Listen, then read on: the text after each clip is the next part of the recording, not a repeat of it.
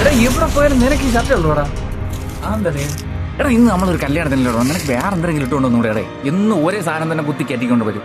ഓ കല്യാണത്തിന് തന്നെ വേണം. അതിനിപ്പോ ഇവിടെ എന്തൊരു പറ്റിയത്?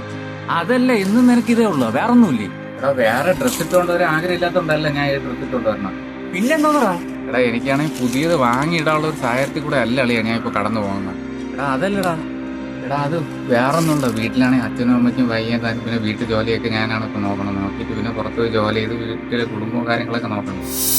അങ്ങനെ ഈ ഒരു സാഹചര്യത്തിൽ എനിക്ക് പുതിയൊരു ഡ്രസ്സ് വാങ്ങാൻ ഒന്നും തോന്നല്ലടാ. അതുകൊണ്ടാണ് ഞാൻ പിന്നെ ഇത് ഇട്ടുകൊണ്ട് വരണത്.